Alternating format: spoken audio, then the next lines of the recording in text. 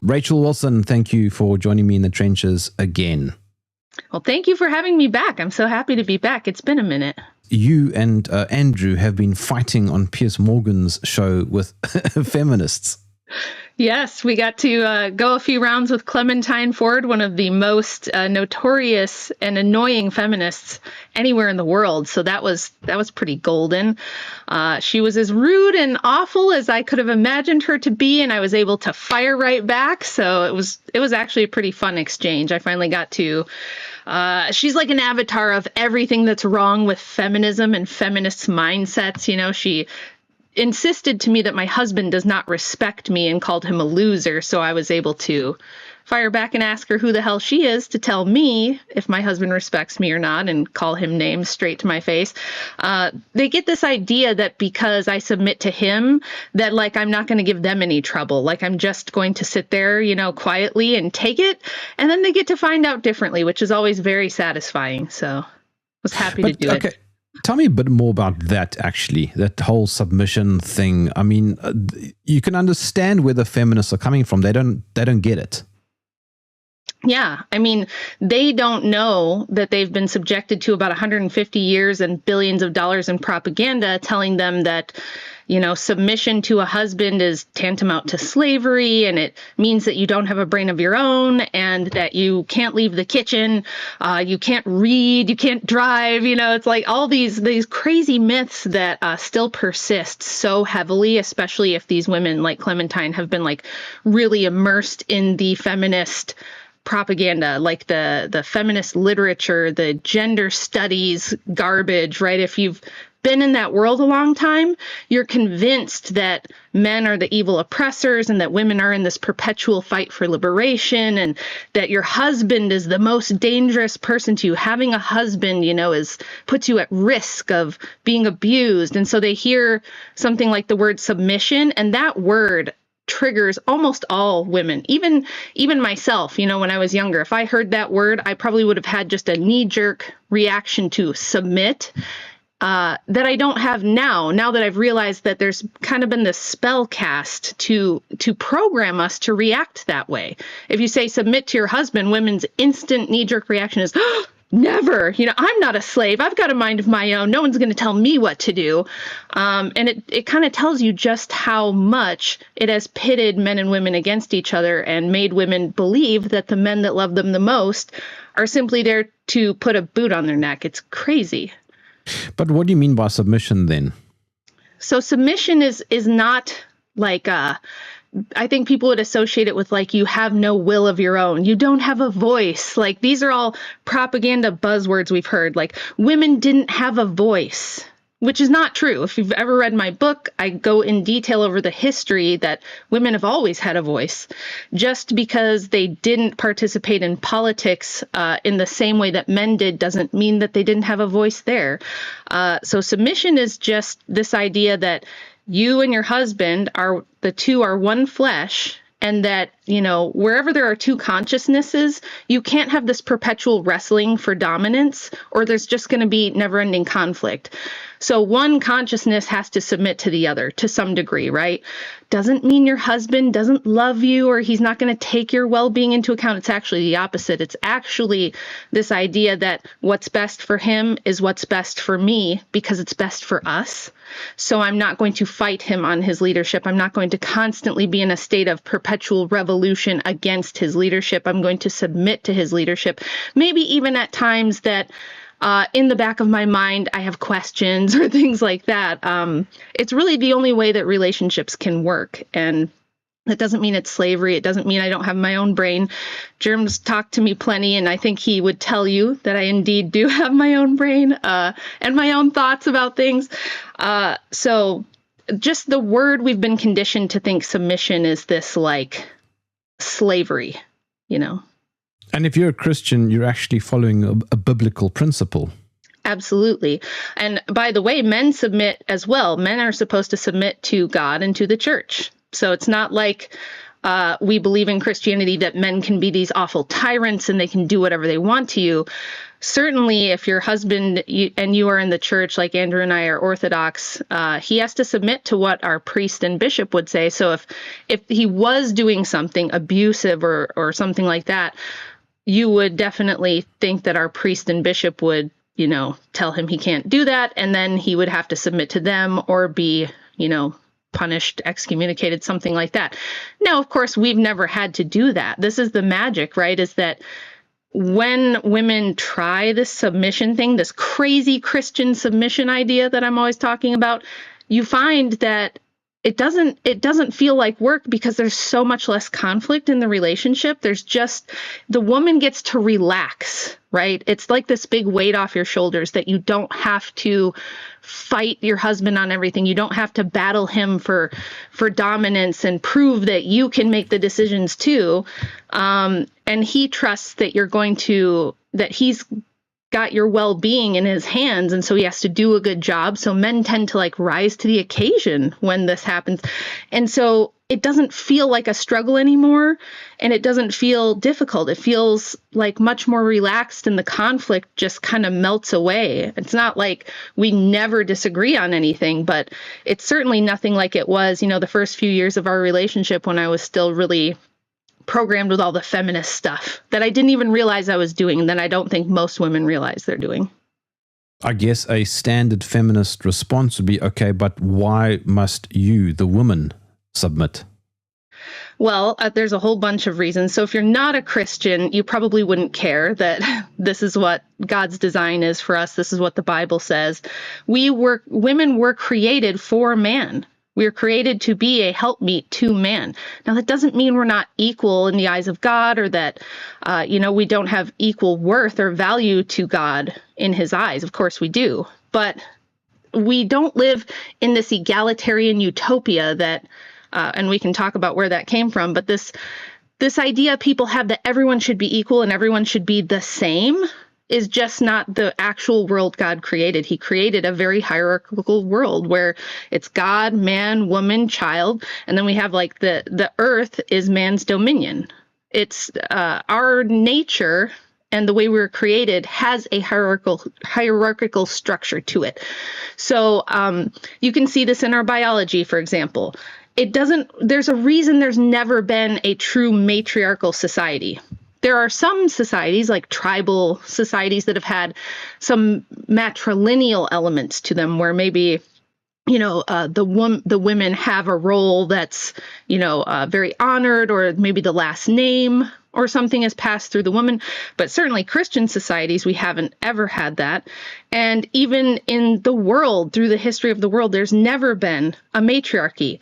And you might ask yourself why. And it's because ultimately, any notion of women's rights or women's autonomy, we don't have the use of force at our disposal. Men collectively will always be above women in that way. So you could never have a situation where women collectively overthrow the male power structure, because we simply can't use force to do that. We rely on men to use force to enforce any notion of our rights, to protect us, to provide for us.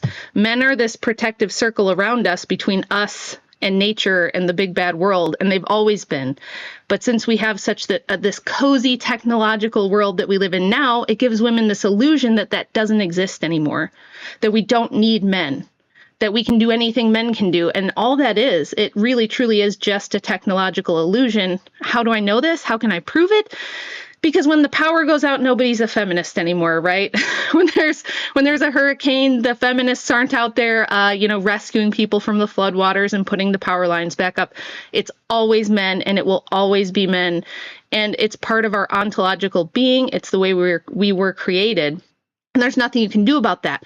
Now, as I said, that doesn't mean women are slaves. It doesn't mean I'm advocating for the mistreatment of women. It means that we should embrace the fact that men by nature are very benevolent, and they love us and they want to take care of us and provide for us and protect us from the men who might be a problem, right? And what feminism has done is it's separated women from the good men, from all the men in their lives who do have this deep vested interest in their well-being, their fathers, their husbands. And it tells them, beware of those guys. They're going to try to tell you what to do. They're going to try to impose their will on you, and you need to be liberated. So go live with your boyfriend, play the field, have a roster, stack up a huge body count, and waste all of your childbearing years in college. And then, maybe think about getting married when you're 35, 40. Terrible idea. And in the book, I go over a lot of statistics of how negatively this has affected not just men, but women primarily.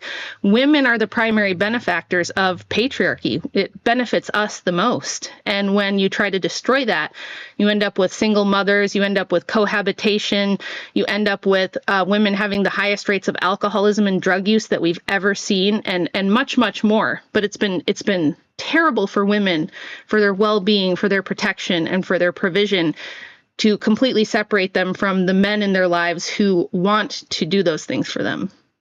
Well, you've just created my segue into your book. So let's talk about your book, Occult Feminism. It's one of the best books on feminism and the history of, I suppose, feminism that I have read in a long time. And it very clearly shows that, Rachel, you can think for yourself. Right? Isn't that amazing? That's incredible. You didn't ask your husband for permission to write this book.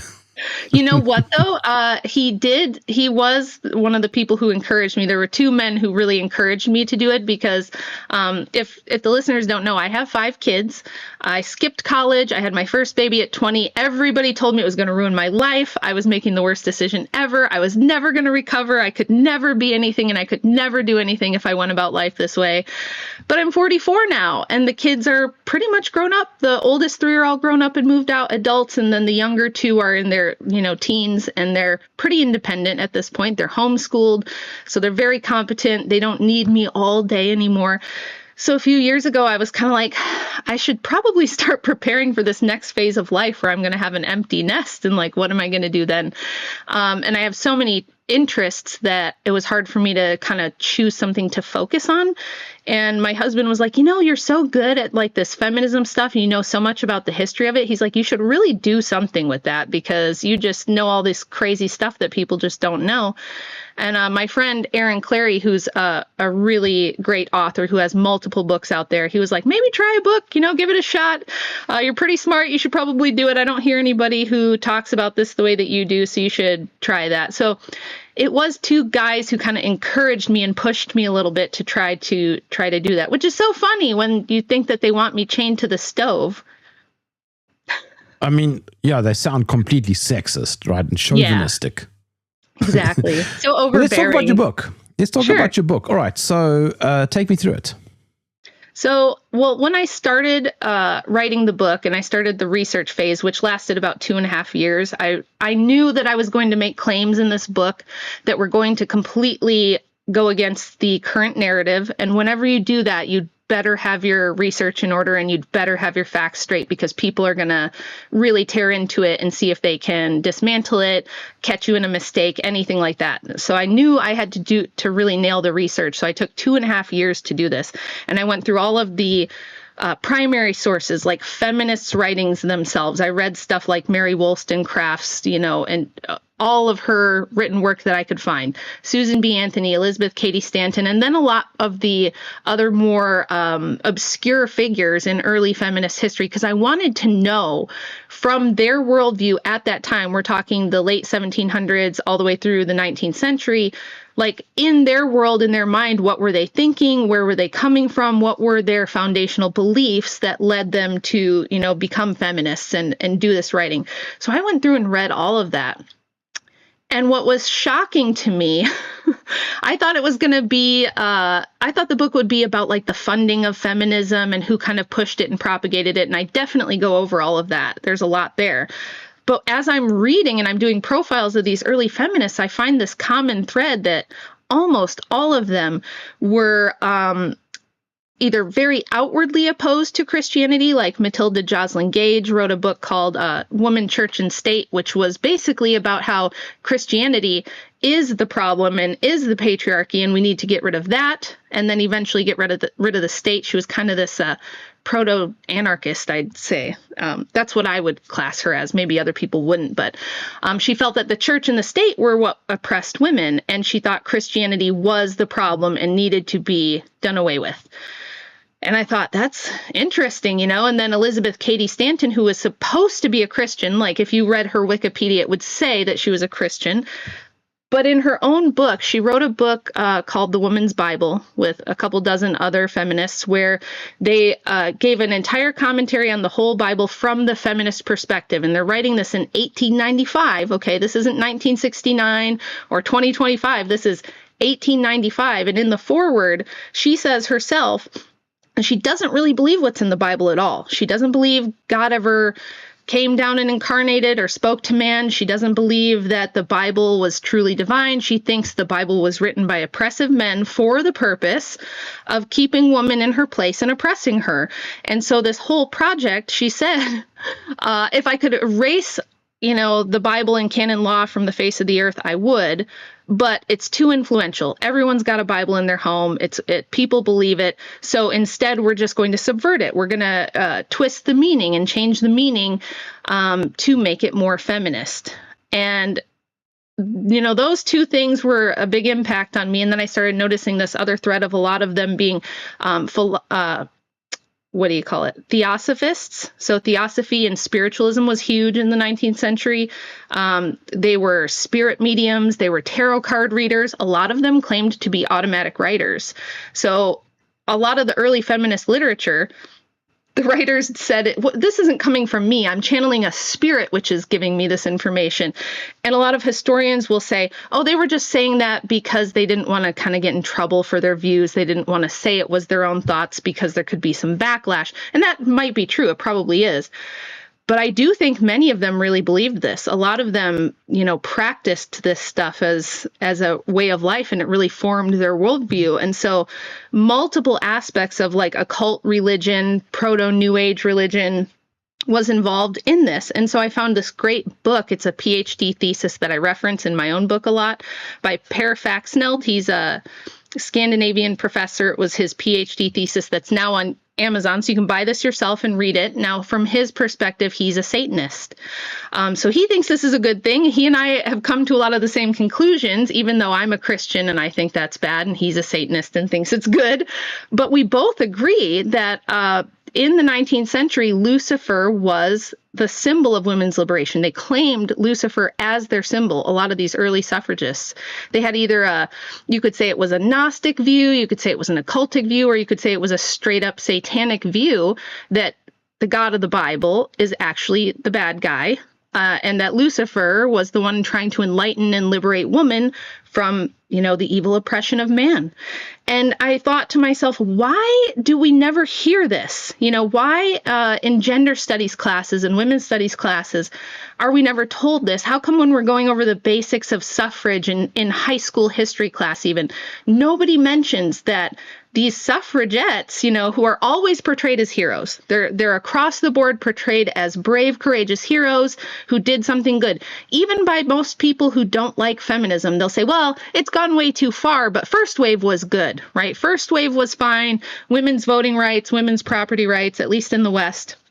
And they don't know that these women were deeply opposed to Christianity and had either a true occult practice that informed their worldview, or at least a symbolic one that informed their worldview. And looking into that further, what I found is that a lot of the history of First Wave has literally been whitewashed, and they took out large portions. There's a paper by a professor named Joe C. Miller who studied college history textbooks that went over suffrage, First Wave feminism, and he found that from 1920 on, as the decades progressed, a lot of stuff was actually taken out and removed. So they removed things like the fact that there was much higher membership in anti-suffrage groups among women than pro-suffrage groups.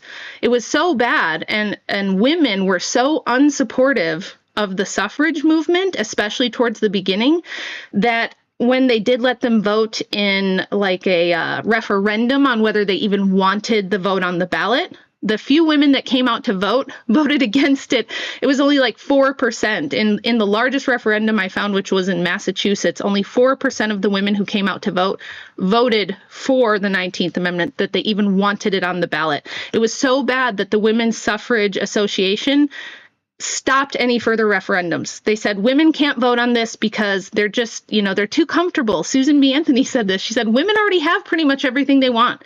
They can work outside the home if they want. They can go to college if they want. They have higher literacy rates and high school graduation rates than men. And they enjoy all this provision and protection under patriarchy that they don't want to give up. So we can't ask them if they want the vote. We have to just push it on them, because they don't know what's good for them, which is so ironic.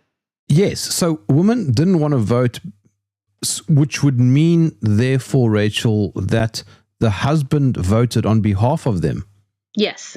Yes. And that's the system they wanted to keep. And if you go back, you can find anti-suffrage documents and read what they wrote. There was a lot of public debate between the groups, between the anti-suffrage groups and the pro-suffrage groups, and they would publish these things in pamphlets and newsletters and newspapers. And they had, posters and stuff they would circulate on this. You can go back and read their reasoning, and I include a lot of this in the book as well. I think they had fantastic reasons. It's almost like they could see what was coming. They knew where this was going to go. And they said, look, why would we want a husband and wife to be able to vote against each other? They're going to naturally have different interests. Women are going to be more focused on protection. They're going to want things like welfare, maybe a nanny state. They're going to want less risk and more safety and security. And they're going to want to vote that way. And men are going to want to vote to have more freedom and more liberty to pursue greatness and to take risks and chances and provide for their family. They're probably going to want less taxation, things like that. And they're not going to want the same things.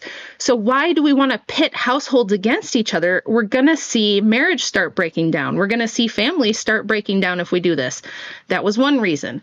Another great reason they had was they said, what if we end up being drafted? What if they include women in the draft? If we're now political equals with men, we might have to do jury duty and hear the details of grisly, awful crimes that we don't want to be subjected to. And I'll have to leave my house for 2 weeks to go do jury duty. And who's going to take care of my children if I do that? And now we do see a lot of some feminists in Congress in the United States have tried to get bills passed to draft women. They're actually floating the idea of having a selective service for women. And I think there's other countries as well that are doing this now, and the anti-suffragists were very opposed to that. They also thought that it was going to mean less children. Women are going to have, if you take women out of the home and you make them politically active, they're not going to have as much time for raising kids if they're out, doing political activism.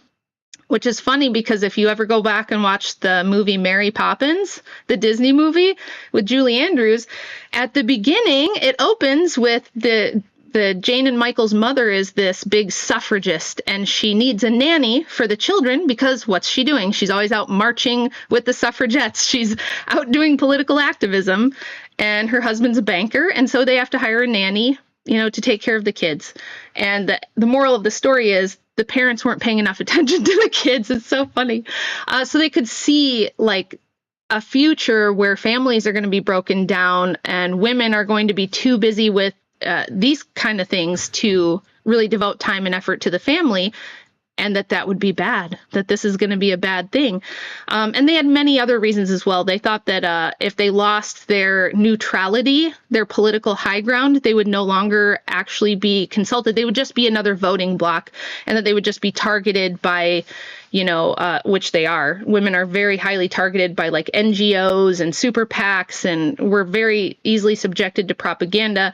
So now, I don't know how it is in your part of the world, but here, every time we have an election cycle, all of the ads are very much targeted at emotional appeal. It's not like if you go back and look at political ads from the 1800s and you see them debating the issues. Here now, when we debate the issues, it's just an emotional appeal. It's always, scaremongering that the other side's going to take away your welfare, or the other side's going to, deport illegals. Yeah. Or you're going to lose your right to abortion. And this is what it's ended up.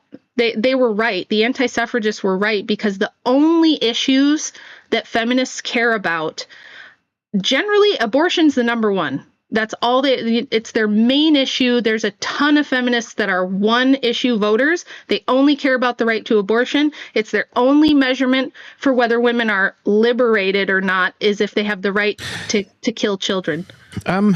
Rachel, on that, just for a moment. Mm-hmm. I used to be pro-abortion, and God bless COVID, because that whole era changed me and changed a lot of people in the way we see the world and the way we think. If you just take a moment to think about it, right? You have been given the right, you've been given what? Liberation. You have the freedom to kill your child. Mm-hmm. Just let that sink in for a moment. What is it that you're actually doing? It's disgusting. Oh yeah, that's why in the book I take a whole chapter to talk about Margaret Sanger and Planned Parenthood and the founding of that and all the lies it was built on. I mean, lies, lies, lies. It's crazy what they got away with. The myths that persist to this day about things like back alley abortions, about overpopulation, about women just dying in childbirth because they were having too many, right? This idea that if you have more than one or two babies, it's going to destroy your body and wreck your health and you're going to die young.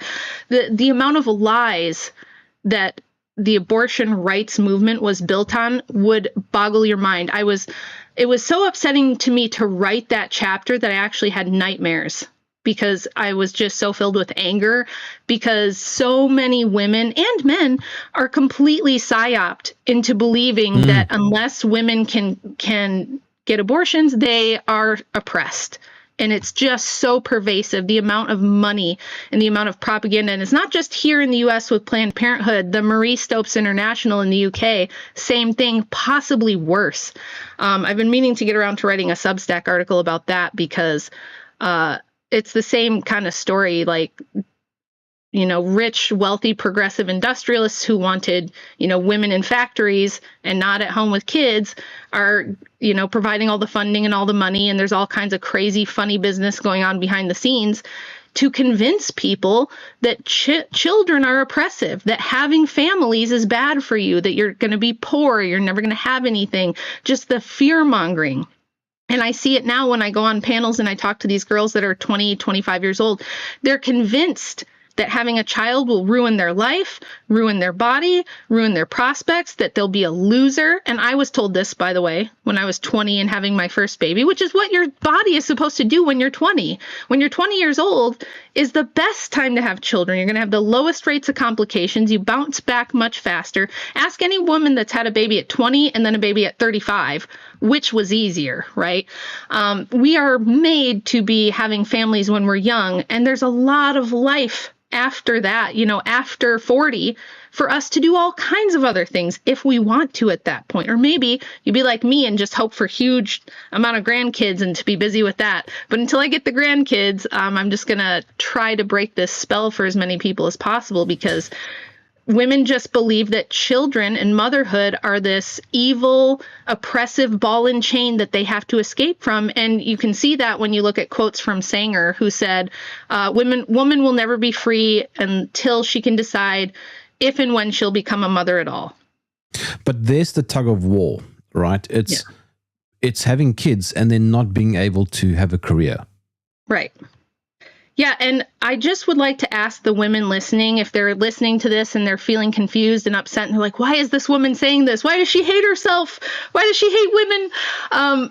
Ask yourself, who gave you this idea that having a job in a cubicle somewhere is the best thing you could do with your life? That going to college and getting into an average of like $60,000 in debt to earn a degree in psychology and then go and, listen to people's problems all day in a field where the replication crisis kind of proves that it's practically not worth doing. I mean, the psychology, I think 80% of the field is now filled with women. And women are just doing the same things they've always done. If you look at the top 20 careers held by women now and held by women in 1920, at the passage of the 19th Amendment, they're almost exactly the same. The only category that really changed is they don't do much farm labor anymore. They're doing HR work instead. So what do women do for careers? Despite 40 years of trying to force women into STEM fields, trying to force them to do male-oriented jobs, trying to make them be CEOs. Like, think of all the propaganda of the 80s, 90s, and early 2000s from Oprah, from Sex and the City, convincing women that they need to be the CEO. They got to own a business. They got to close the business meeting. You know, they got to close the business deal. You want to be in the cubicle. You want to pay the taxes, right? You want to get up and do the 9 to 5 for your whole life and then just, you know, die shortly after you retire and they'll replace you with someone else. It's awesome. It's empowering.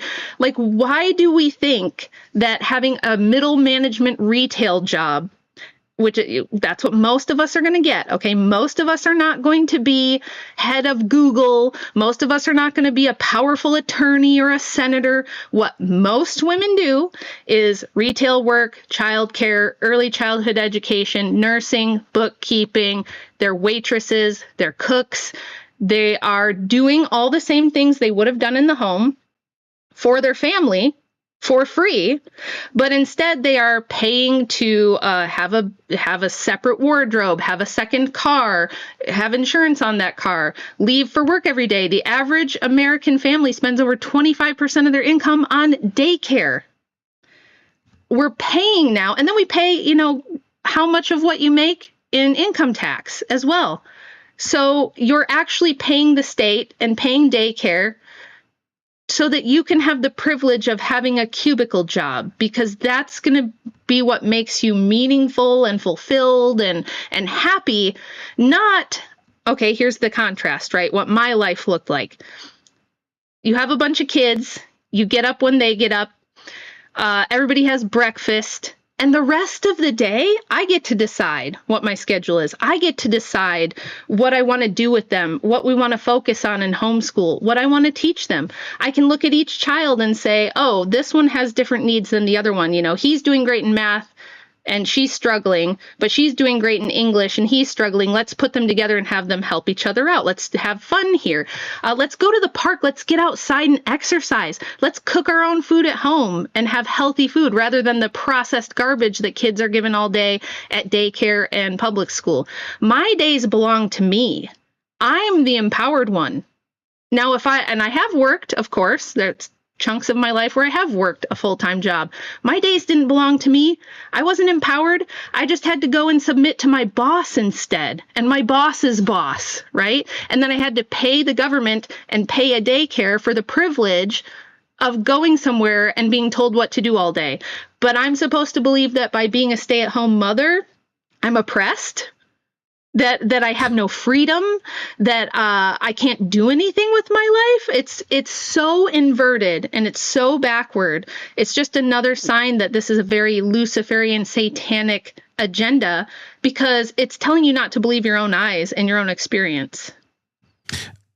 To add to what you're saying, if both parents are working, the kids either go somewhere else or they come home to an empty house.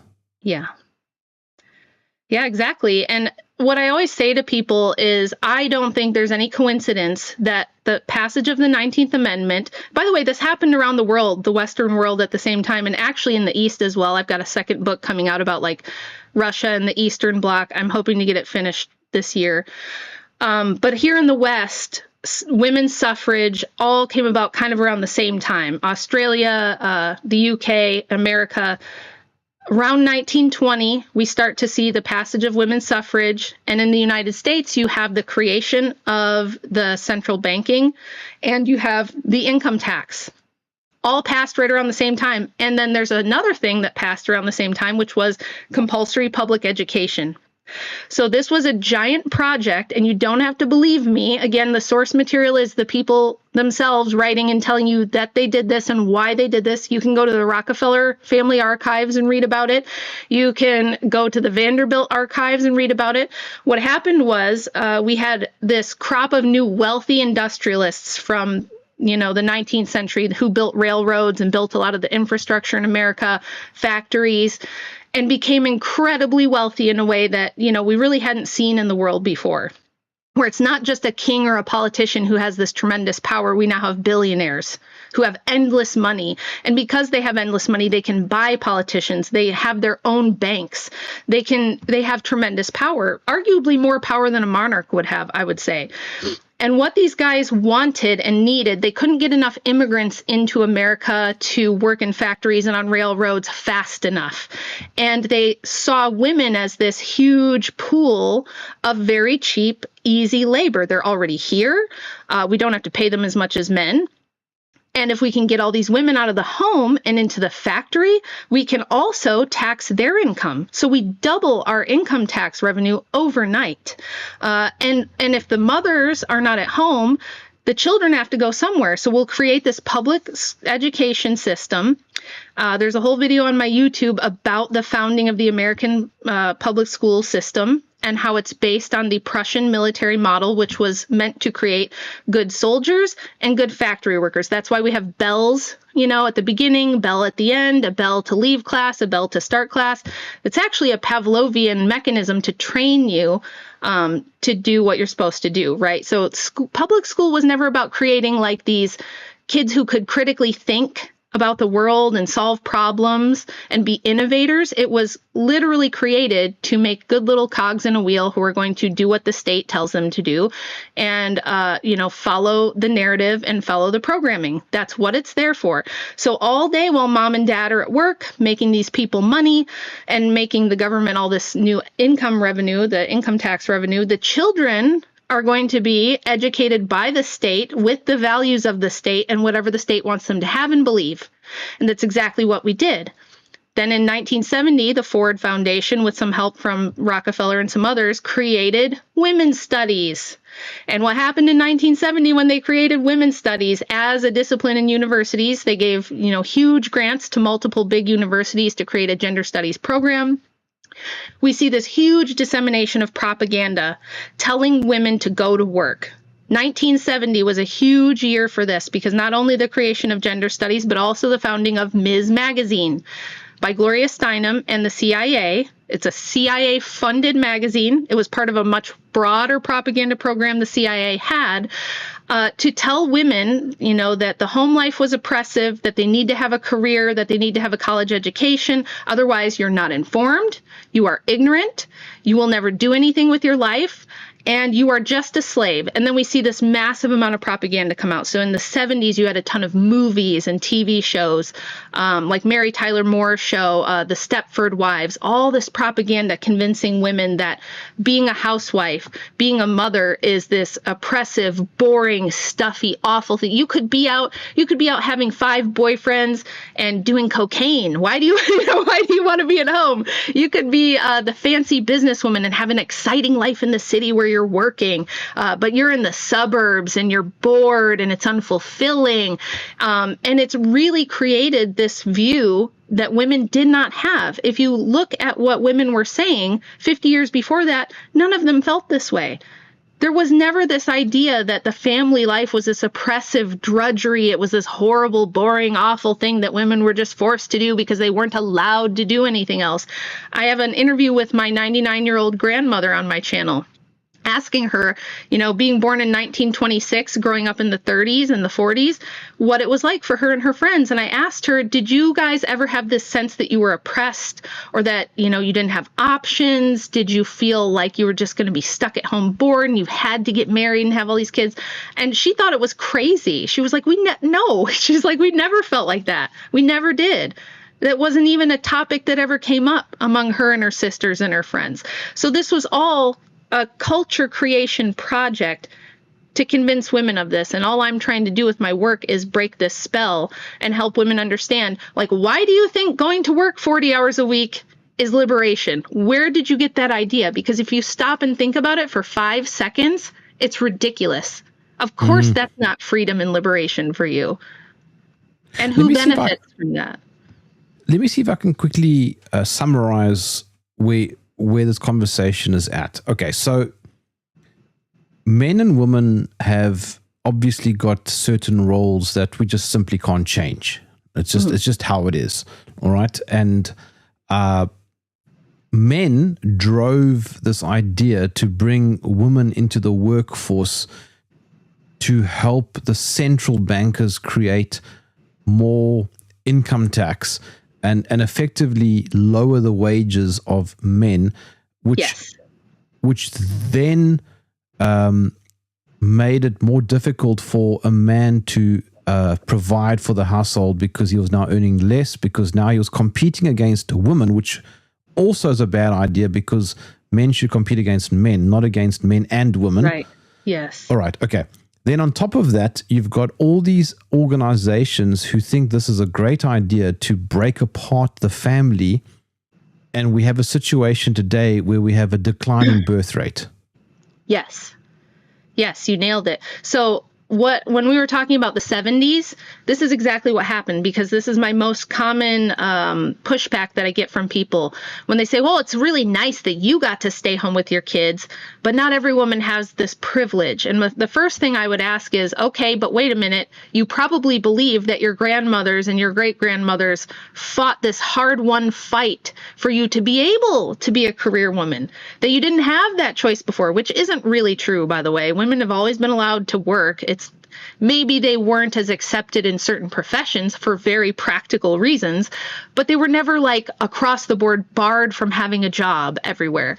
But you believe this, right? You believe that women had to fight for the right to be a career woman. But now you're also telling me that me being able to stay home like my great grandma did is a privilege that I'm only afforded because I must be wealthy or something, which is not true. Andrew and I were not wealthy when I was staying home with the kids at all. We had to sacrifice a lot. We had to change our lifestyle. We had to make a lot of accommodations to make it work. And I'm very, very aware of how tough it is for most women to stay home with their kids, even when they want to. Number one, they're afraid to say they want to, because if you even say that, you're probably going to get, a bunch of wrinkled noses and people telling you that's silly and why would you want to do that? There's all kinds of reasons it's bad. But they do want to stay home. It's frowned upon. Oh, yeah, it's frowned upon. And then also it's practically difficult. It's very difficult. And they say, well, most people can't afford to raise a family on one income. And I go, yes, I know, but have you ever asked yourself why? And what they'll say is, well, the economy is bad, right? The economy is bad, or maybe we need better wages or this or that. No, here's what happened. And you can go back and look at economic graphs and things that will completely highlight this for you. In 1970, with the creation of gender studies, Ms. Magazine, and all this propaganda I was telling you about, we doubled the workforce in the West in about a decade and a half, 10 to 15 years. We had like less than 6% of women with children under 5 in the workforce prior to this. After 1980, it becomes like 40%. By the 90s, it's almost half, right? Almost half the workforce is women now. We doubled the labor pool in such a short period of time, and men's wages have never recovered. The buying power has never recovered. Now, are there other factors that you could probably point to, because economics is very complicated? Yes, but this is by far the biggest correlate. It's the biggest change. We've never had this happen in all of human history, where we've taken the majority of women out of the home and plopped them into the labor force in such a short period of time. And it has, my friend Erin Clary I was talking about has a great book on this. It's called A World Without Men. And it's this female-based economy we have now, which is like a consumerist economy. Women have like 80% of all the buying power. Now we revolutionized our economy and our home life in such a short period of time. And when you add the fact that we had no-fault divorce and hormonal birth control come about right at this same time as well, we shouldn't be shocked that the family has dissolved, that most children are in homes with no dads. And if you look at the risks for that, it's like it puts kids at risk for every possible negative outcome to not have their dad in the home, to have a broken home. And it's also not very good when you look at the stats about how children are abused in daycare, about family cohesion when both parents work outside the home. It's just destroyed everything, and it has made it practically impossible to afford raising a family on one income, whereas in the, prior years to that, men could have 5 to 7 children and afford it on one income for all of history until 50 years ago. So you're never going to convince me, because of course we've had bad economic conditions. We've had all kinds of things happen throughout all of human history, and it never produced this outcome of all the women having to work outside the home. The women all have to work outside the home because all the women went to work outside the home, if that makes sense. So we did it to ourselves. And to the extent that we can get more mothers to stay home and more women to stay home, it will increase men's wages. It will increase demand for men's jobs. But Rachel, it does appear to me that it's still ultimately the fault of men. I would say it's a handful of very powerful men who orchestrated this and perpetuated it on everyone. And I think that what happened is, historically, only about 40% of men throughout all of history have been able to reproduce, while 80% of women throughout all of history have been able to reproduce. And this is according to genetic studies.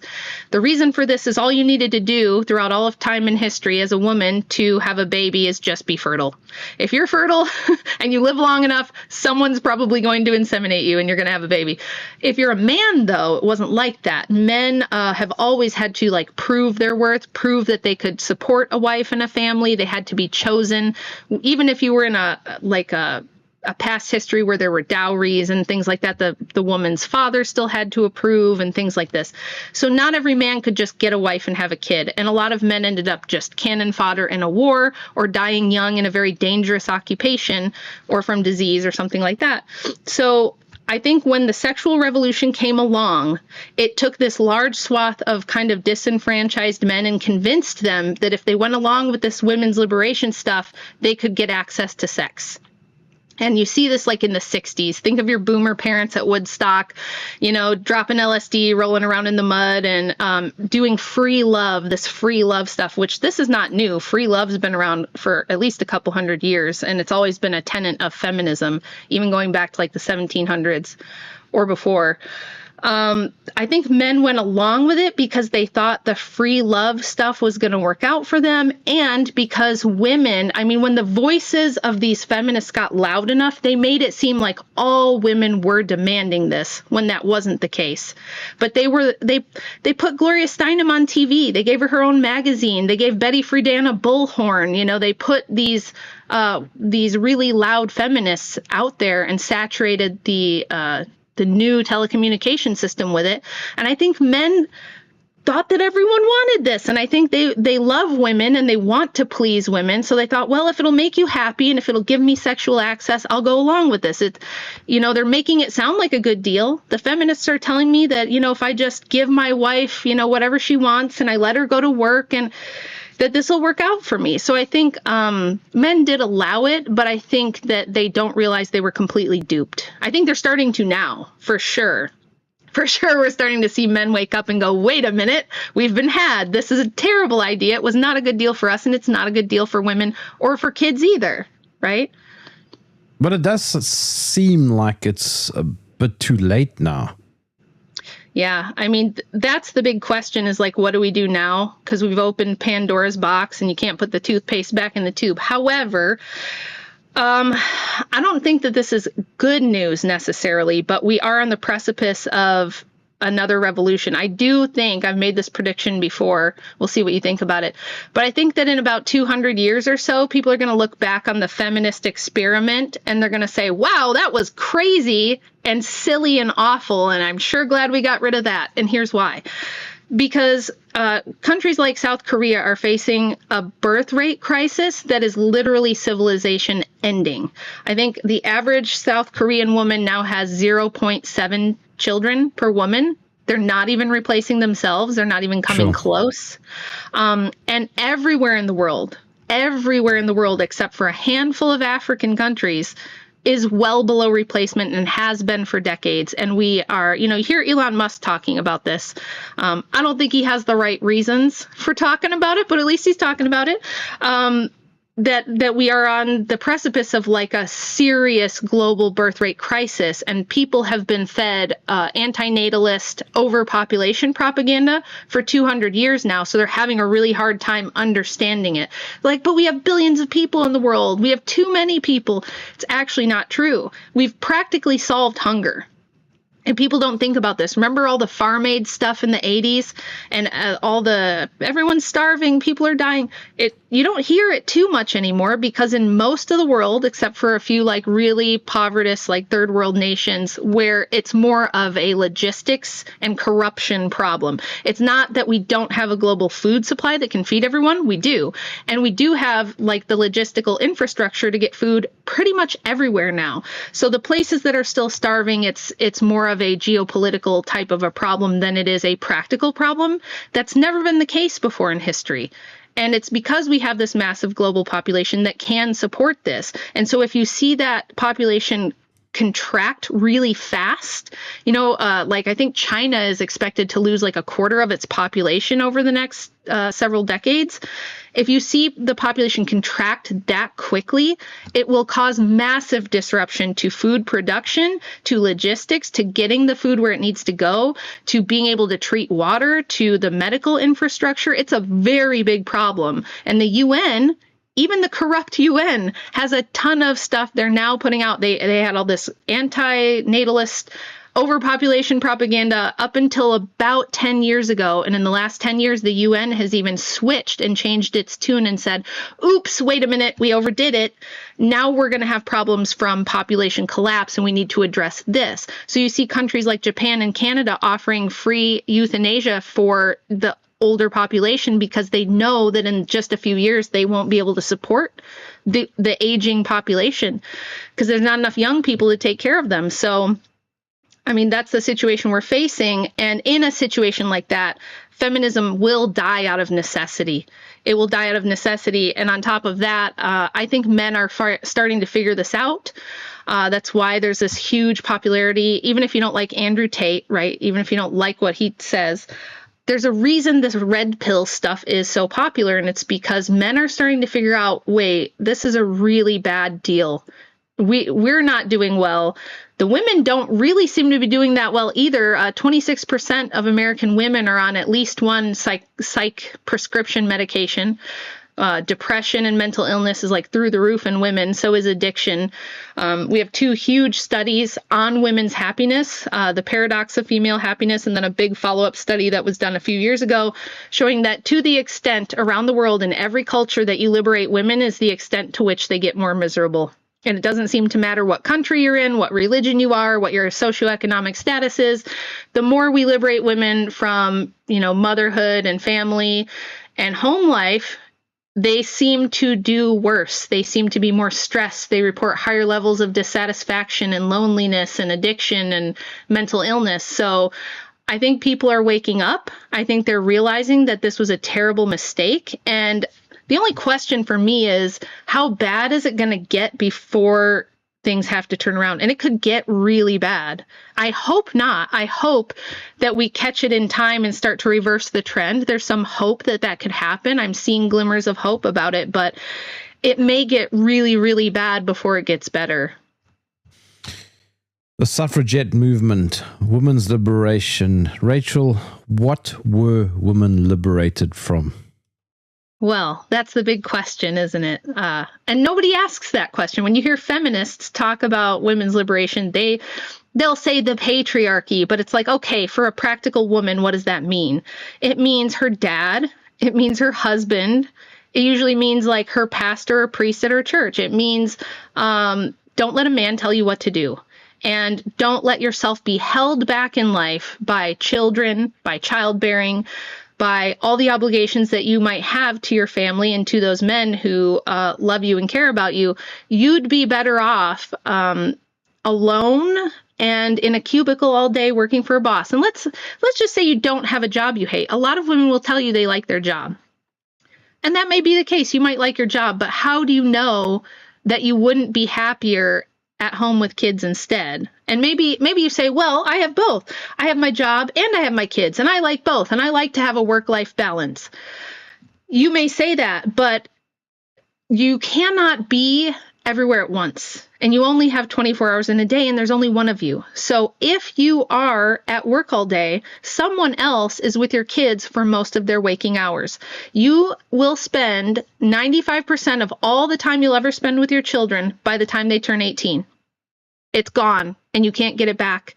Once they're adults, you see them when they can see you, and some more than others, but most of that time is gone and you can never get it back. And you don't know how things would have been different had you not been distracted by 40 hours plus a week of work, how you might have done things differently, or how you might have bonded with your children if they were spending all day with you, not with the daycare lady. So I think what we liberated women from is our greatest purpose. It's like, only men can build infrastructure and use force to protect women. Only men can do that. And only women can bear and raise the next generation of human beings, because the men are busy building the infrastructure and maintaining it and, keeping things peaceful and keeping borders protected. These are things that no matter how much feminist propaganda you put out there, you cannot and you never will change them. Unless you're one of these gender abolitionists that wants all of us to be a they, them, and you want the men to be, low T, non-binaries, and you want the women to be hyper-masculine lesbians or something, which there are feminists that want that for this reason, because they know that biology is the final, stopping block for them and that they can't change it. But I mean, that's transhumanism ultimately. It is. It absolutely is. Yeah, and this is another point, is that most of these early feminists, we're talking about in the 1840s, Margaret Fuller, she was probably the first popular feminist writer in the United States. She was writing about gender abolition. She was writing about transhumanism and a future where technology would allow us to no longer be male and female. She wanted that world, and she was imagining that world in 1840, you guys. So these are old ideas. And again, the underlying belief system, you ask yourself, why would she want something like that? Because they are transhumanist, because there's usually an occult religious foundation, like a type of Gnosticism where they believe that biology is oppressive and that ultimately what women need to be liberated from is biology. Alexandra Kollontai was another highly influential, popular feminist writer in Russia. She was part of the Bolshevik regime, one of the most powerful women in the world at the time she was writing this stuff. And she imagined a future just like this, where the final frontier was going to be overcoming nature and biology, and that in a future technocracy, we could make men women and women men, or that we would all be these non-binary beige people with no differences among us, right? That this was and she thought it was the final goal of communism as well. And when they started gender studies programs in the 70s, they fused the Western and the Eastern ideas of feminism. They fused the Marxist feminism with the liberal feminism and created this hybrid feminism that we have now, which incorporates all these Marxist ideas. And what they wanted was to get rid of the patriarchy. Well, how do you do that? You get rid of patriarchs. So you get rid of the dads. You take the dads out of the home. You make the state the dad. And Kollontai is a person who was writing this explicitly. It wasn't a secret agenda. It wasn't implied at all. She has papers you can go read on the Marxist archive, Marxist.org, where she's imagining a future where children do not know who their biological father is, where we will intentionally have, no marriage. We won't have partnerships. We'll all have, thruples, or we will all have polycules. We will all have multiple lovers, and nobody will know who the father of the child is, because that's the only way to stop private property ownership, transfer of wealth from one generation to the next, and eliminate fathers from the home. And she said, Lenin should be your father. It shouldn't be, your child's dad. He's just another worker. It should be Lenin who is your daddy, literally. So this is what they wanted, and they've been really successful at sneaking this into universities, and then through there getting it into the pop culture and making everybody believe this without even knowing it. And now we have a situation where girls are trying to sleep with 500, 600, 700 guys in 6 hours. Yes, exactly. Yeah, and we have a culture that believes that, being a virgin when you get married is silly and stupid and passé, and it's unrealistic. My own mother told me this when I was growing up. It's unrealistic to get married as a virgin. Now, I don't think that's true at all. But, I was raised in the 80s and 90s with a Marxist feminist mother who told me, that was fine. And that you can you don't need marriage and you should have a career and all this sort of stuff. So it's kind of a miracle I ended up where I am, but I had to learn the hard way. So I had to go through mistakes that made me think about all this stuff because I was just as programmed as everyone else. Every girl growing up now only knows what Taylor Swift and Beyonce and Megyn Kelly and maybe not all the young girls listening to Megyn Kelly, but women like that are influential. They see the TPUSA boss babe. So even on the Republican right in the United States or even on the conservative right in the UK, the women are all politicians, they're career girls, they're boss babes, they're CEOs, and these are the women you see in media. And then you see Instagram models and you see OnlyFans models becoming overnight celebrities by doing the crazy sex stunts that you're talking about right now. And it's so common that it barely raises people's eyebrows anymore. People barely even notice. They're like, oh, it's just the way it is now. Yeah, basically it's cooking, holding a baby in your one arm, doing your job in the other arm, wearing a bikini, and then doing that Hawk Tour thing that girl did, whatever that thing was. But it's also stupid. Yeah, it's very stupid. And it's my big thing when I'm trying to help break women out of this and help them see that they've been totally conned is that, what were the promises that feminism made us? What were you told that we were going to get out of this deal, right? You're going to be liberated. That means your husband can't tell you what to do. If you're unhappy in your marriage, you can just leave. You don't even need a reason. You're going to have your own money. You're going to have your own stuff. You're going to be powerful. You're going to be empowered and sexually liberated. You can sleep with whoever you want, whenever you want. And you don't have to have babies. You've got birth control and you've got abortion. So you don't ever have to be a mom if you don't want to. And you're going to be safer, right? Because we're going to liberate you from all the abusive husbands, which we get into that too. And that's not what happened. It's not what's happened at all. So now that they've had a few decades to study this, we have a massive report that the government in America does about every decade or so. It's called the National Incidence Study. And they do this periodically. And what they do is collect from every type of agency that would get reports about abuse of women and children in the United States. So socialists, school workers, policemen, women's shelters, CPS, so it's not just one data set, it's all the data. And we have 4 of them now. And what we see over the last 45 years is that as we've broken down the family and we've liberated women from marriage and liberated them from the home, is that women are in more cohabitation situations where they're just living with a guy. That's the most common thing now is just live with a guy, whether he's your boyfriend or your baby daddy or whoever it is, or maybe you divorced your husband and now you're living with your new boyfriend. And what we see is that in those situations where women are cohabitative are the situations with the highest rates of abuse by 12-fold. It's the most abusive situation, whereas we see the safest family situation for both women and children across the board by a huge margin. We're talking a factor of 10 to 12 times for a woman to live with her children's biological father and be married to him is the safest situation, the safest living situation with the lowest rates of all types of abuse, sexual abuse, emotional abuse, physical abuse, everything. So what we've done is actually make women more vulnerable, make children more vulnerable to the men who are going to be the most predatory. Because if you're some kind of kid creeper, of course you're going to want a single mom with no dad around because you're going to have easy access to her kids. She's going to need you for resources.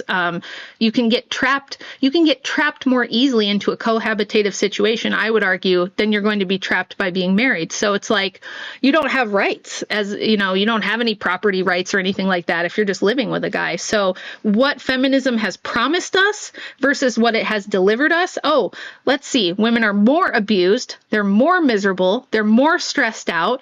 They have higher rates of alcoholism and disease. We have rising rates of babies born to alcoholic mothers for the first time ever. Like, women's rates of alcoholism historically have been much lower than men's, and that's no longer the case. Women are now making up the majority of alcoholics for the first time in history. And 26% of us are on at least one psychiatric medication for mental health problems. And women who live alone are much more economically vulnerable than their married cohorts. So all the things feminism promised you it was going to protect you from, it actually made you more vulnerable to. Women are not safer. They are not happier. They're not doing better overall than they were in the 60s or the 40s or the 1840s.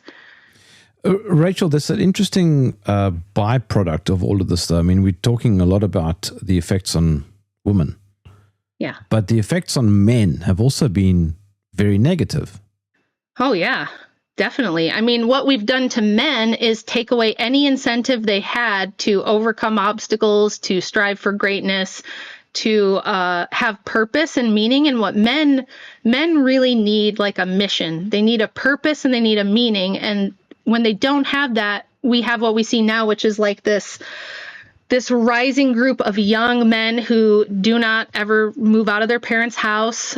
We have the lowest rate of male labor force participation in the United States that we've ever had. So we have this strange new phenomenon of men just not working, which has never happened. And then men's mental health is worse. Men's suicide rates are on the rise. It's been very bad for men as well. And now there's like a huge chunk of the younger generation that have never been in a real relationship. A lot of them are completely sexless, but even of the ones that are having sex, it tends to be hookup culture.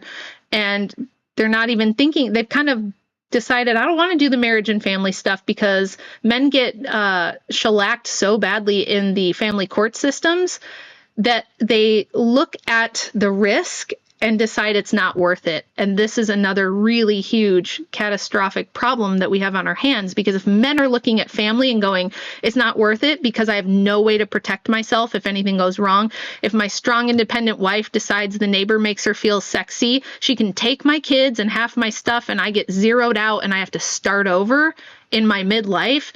Like, I'm not doing that. And this younger generation has seen it happen to their dads and a lot of times to their grandfathers. And they're just saying, nah, I don't think so.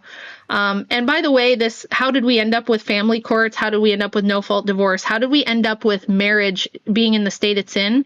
It's that same woman I was telling you about, Alexandra Kollontai, in Russia became the first country to take marriage and make it no longer like a sacrament that was tied to the church and made it simply a certificate that you get from the state. She completely removed church from the equation, and they had no-fault divorce in Russia in like 1918. And the marriage rates just plummeted there. The divorce rates skyrocketed, and Russia has not really recovered from it. And other places around the world followed suit with that. Shortly after. So like in the United States, there was an organization called the National Association of Women Lawyers, and they had been working since about 1911 to get no-fault divorce passed, to make it easy, cheap to get a divorce. And basically, I mean, their stated goal was to kind of destroy marriage. So we're in this situation where for a man, does it make sense? If there's first of all, there's no spiritual purpose to marriage anymore, right? Everybody thinks it's like a living arrangement. It's like a roommate contract. Like, oh, we split the bills and we'll live together and we'll have a kid. So why are we surprised that nobody stays married anymore? It's practically meaningless. It's kind of like your gym contract. You know, it's harder to get out of your apartment lease than it is to get out of your marriage now. And men are just looking at this and going, why would I do that? And to be frank, I think that they're correct to think that.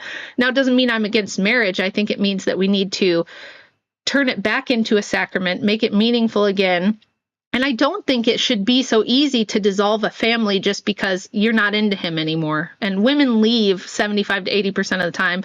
Most divorces are initiated by women.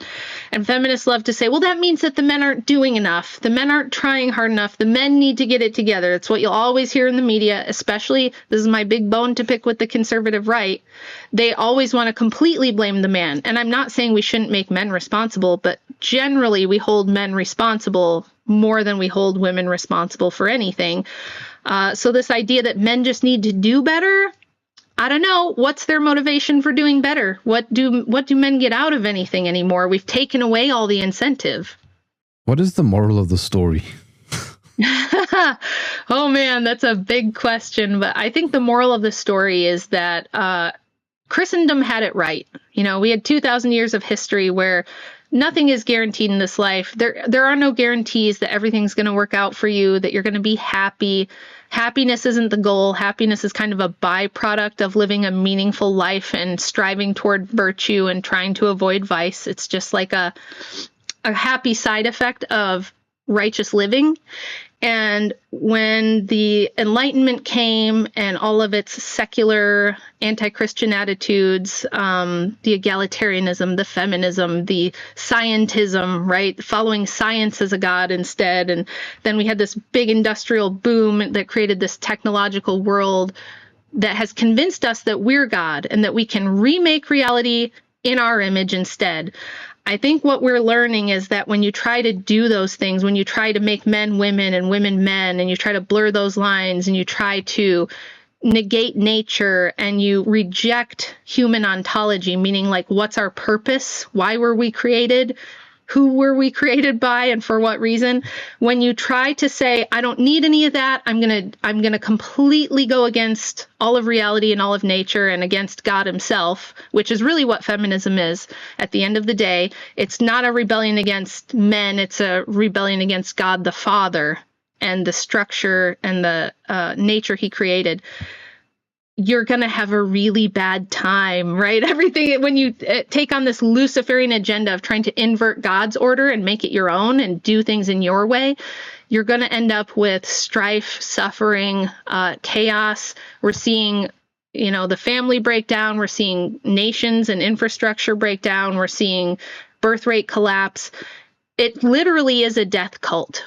Feminism is a death cult. And all the abortion and antinatalism that comes with it. And it causes suffering for everyone. It's not good for women. It's not good for men. It's certainly not good for our children. And I think we're learning it the hard way. And I just hope that we can correct the ship before things get like infinitely worse, because they're bad now, but they could get worse. So I hope people think about this stuff and kind of stop trying to do this crazy Luciferian project of inverting all of reality. How can I follow your work and get your book? You can get my book on Amazon. Good news, by the way, my Kindle book has been down for like a year because crazy feminists wanted it taken down, so they reported it as not being my intellectual property.